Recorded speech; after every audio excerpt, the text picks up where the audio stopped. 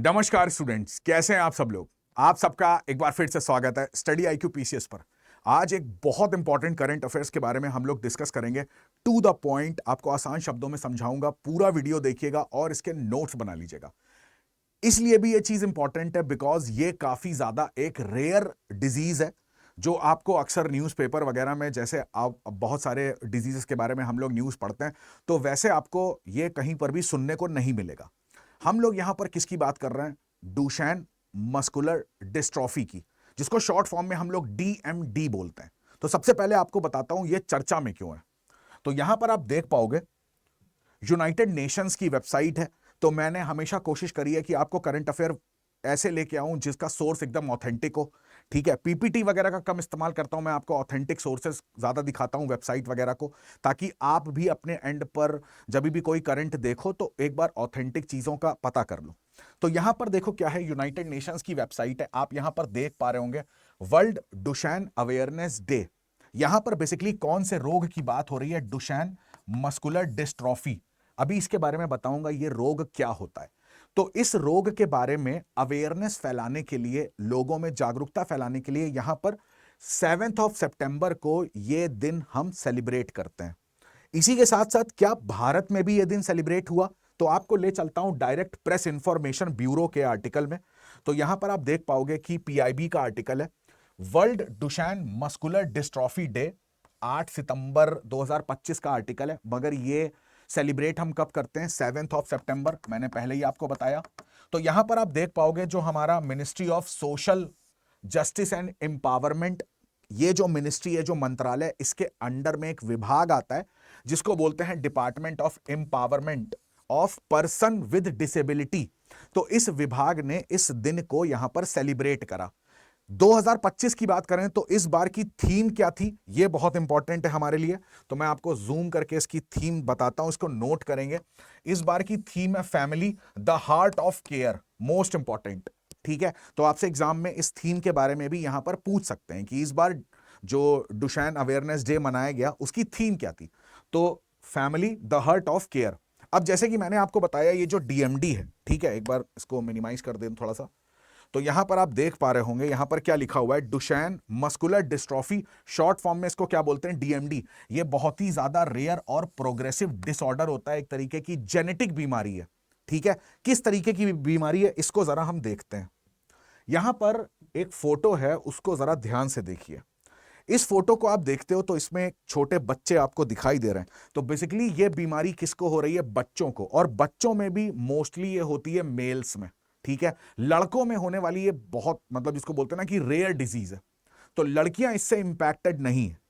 अब यहां पर आपको पहले मैं बताता हूं, यहां पर आप देखोगे 0 से 3 वर्ष का जो बच्चा है, तो यहां पर क्या हो रहा है?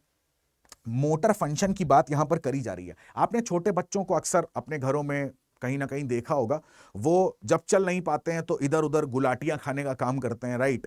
घुटनों के बल चलने की कोशिश करते हैं, कैसे भी उठने की इधर उधर कोशिश करते हैं। तो ये जो मोटर फंक्शंस होते हैं, शुरुआत से ये सिम्टम देखने को मिलता है कि ये जो बेसिक काम है वो भी बच्चा नहीं कर पा रहा है। जब वो थोड़ा सा बड़ा होता है तो आप क्या देखते हो? मसल वीकनेस, है ना? उसके हाथ या पैरों में, अक्सर पैरों में देखी जाती है कि उसकी जो मसल्स होती है, मांसपेशियां, वो बहुत वीक हैं।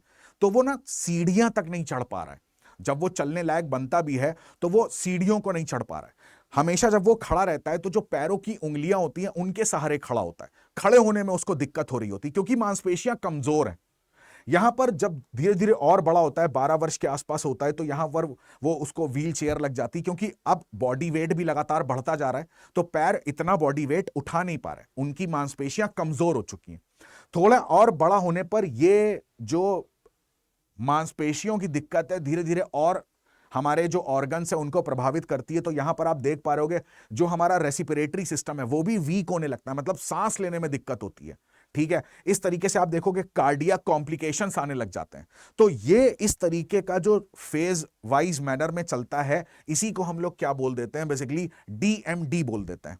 अब मैंने आपको क्या बोला था कि ये मोस्टली, क्या मैक्सिमम, ये आपको देखने को मिलती है बॉयज में, मेल्स में। इसका पीछे का कारण क्या है? आपको पता है कि जब हम लोग क्रोमोसोम की बात करते हैं, ठीक है, तो अगर मेल और फीमेल की बात करें तो यहां पर मेल क्रोमोसोम में क्या होता है? X Y. और फीमेल की अगर बात करते हैं तो वहां पर 2 एक्स क्रोमोसोम देखने को मिलते हैं।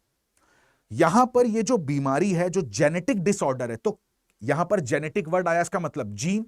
तो क्रोमोसोम, जो ये एक्स क्रोमोसोम आप देखते हो ना, इसके अंदर एक जीन पाया जाता है। मैं आपको दिखाता हूं। यहां पर आप देखोगे यूनाइटेड नेशंस की वेबसाइट पर, तो यहां पर क्या लिखा हुआ है, एक वर्ड का इस्तेमाल हुआ है, डिस्ट्रोफिन, राइट। ये जो डिस्ट्रोफिन है, ये बेसिकली एक ऐसा जीन है जो क्रोमोसोम एक्स पे रहता है। क्रोमोसोम एक्स पे देखने को आपको मिलेगा। इस जीन का काम होता है मसल्स को स्ट्रांग करना। बेसिकली डिस्ट्रोफिन प्रोटीन के नाम से भी इसको जानते हैं। तो इस जीन का काम है हमारी मसल्स को, बोन्स को स्ट्रांग करना। तो अब अगर एक्स क्रोमोसोम में कोई भी दिक्कत आई, इस जीन में किसी भी प्रकार का म्यूटेशन हुआ, तो वो दिक्कत कहां पे रिफ्लेक्ट होती है, ये जो डिस्ट्रोफिन होता है, ठीक है, ये म्यूटेट हो गया, ये यहां पर नष्ट हो गया, इसका प्रोडक्शन बंद हो गया।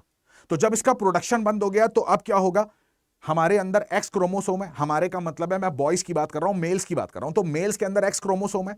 उस क्रोमोसोम में जरा सा भी म्यूटेशन हुआ, तो उस म्यूटेशन का असर पड़ता है इस पे, और ये अगर इसका प्रोडक्शन बंद हुआ तो हमारी मसल्स वीक होंगी, क्योंकि उसके पीछे, हमारी मसल्स स्ट्रांग होने के पीछे का जो कारण है वो यही डिस्ट्रोफिन है, यही डिस्ट्रोफिन प्रोटीन है। तो ये डिस्ट्रोफिन प्रोटीन अब प्रोड्यूस होना बंद हो जाएगा। प्रोड्यूस होना बंद हो जाएगा तो बड़ी दिक्कत करता है। अगर कंपैरिजन करें फीमेल्स का, तो फीमेल्स में क्या है, 2 एक्स होते हैं। तो अगर एक एक्स में प्रॉब्लम आ जाती है, तो इत्तेफाक से वहां पर दूसरा एक्स रहता है, तो डिस्ट्रोफिन अपना प्रोडक्शन करता रहता है, राइट। मतलब जो डिस्ट्रोफिन जीन है वो डिस्ट्रोफिन प्रोटीन बनाता रहेगा, तो हमारी मसल्स स्ट्रांग रहेंगी फीमेल्स की। बट मेल्स में तो एक ही एक्स है, अगर ये किसी भी तरीके से म्यूटेट हो गया तो प्रॉब्लम यहां पर देखने को आपको मिलती है, राइट। तो यहां पर इस जीन का नाम आपको ध्यान रखना है, this is due to the fault in the gene producing dystrophin. तो जो जीन इसको प्रोड्यूस करता है, वो जीन रहता कहां पर है, एक्स क्रोमोसोम में। याद रखना है, एकदम साधारण शब्दों में आपको बता रहा हूं। तो यहां पर मसल्स क्या होने लगते हैं, वीकर होने लगते हैं। तो यहां पर जैसे सिम्टम्स में आप क्लिक करोगे, तो यहां पर यूनाइटेड नेशंस की वेबसाइट में आपने क्या सिम्टम यहां पर बता रखे हैं, तो यहां पर देखोगे बहुत सिंपल सिंपल सी चीजें हैं। जैसे कि आप देखेंगे, जो बीएमडी जिसके अंदर भी ये रोग होता है, तो अभी उसमें क्या होता है, क्लाइंबिंग स्टेयर्स, सीढ़ियां चढ़ने में बच्चे को दिक्कत हो रही है, ठीक है।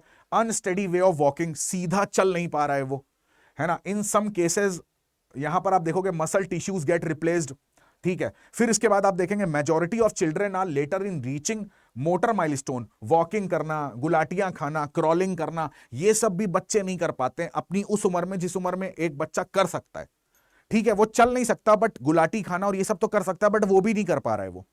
और फिर यहां पर क्या देखने को मिलता है, first symptom is delayed speech, बोलने में दिक्कत होती है। फिर when walking becomes more difficult, children tend to walk on their toes, यानी कि टोज का मतलब हो गया कि पैरों की उंगलियों पर चलना स्टार्ट करते हैं वो। तो जैसे ही हमें ये सिम्टम दिखते हैं, तो हमें क्या है, तुरंत डॉक्टर से यहां पर कंसल्ट करना चाहिए, राइट। तो इन चीजों को आपको ध्यान रखना है। तो ये जो पूरी कहानी थी, ये किसकी थी, डीएमडी की। अब जैसे कि अगर आपके मन में आएगा तो क्या इसका कोई इलाज नहीं है, तो इसका कोई भी अभी तक क्योर नहीं है, कोई ट्रीटमेंट यहां पर नहीं है। हां, जब भी टाइमली हम बच्चों के अंदर ऐसे सिम्टम्स देखते हैं, तो हमें जैसे फिजियोथेरेपी वगैरह होती है, कार्डियक जो केयर होता है, रेस्पिरेटरी जो केयर होता है, वो उनको तुरंत देना स्टार्ट कर देना चाहिए। जो भी उनको फिजियोथेरेपी करानी है, सांस लेने में अगर कोई प्रॉब्लम हो रही है, तो उसमें अगर कुछ हेल्प हम कर सकते हैं, तो हम हमारी अर्ली स्टेज में हमें ये चीजें स्टार्ट कर देनी चाहिए, राइट। वैसे इसका यहां पर आप देखोगे तो कोई क्योर यहां पर देखने को नहीं मिलता। जैसे आप देखोगे कि 1 in 5,000 new born boys in the world is affected by DMD. तो 5,000 में से एक जो न्यूली बॉर्न बेबी है, और वो भी बेसिकली बॉय, तो उसमें आपको ये चीजें देखने को मिलती हैं। विद द करंट स्टैंडर्ड, यहां पर आप देखें currently there is no cure available, तो यहां पर इसका कोई भी इलाज संभव नहीं है।